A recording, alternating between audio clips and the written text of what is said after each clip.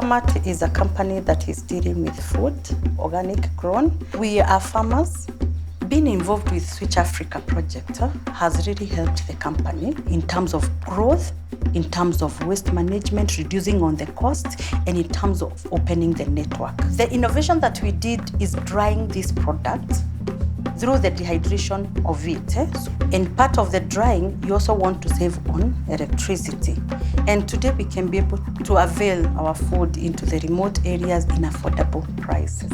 It might not be the bigger clientele. We have a community which is conscious. Initially, I know I was looking for healthy products. I was looking for products that are done in a greener way. You also have to look at inner you. What do you want to give to the people? Is it something that you can be able to eat?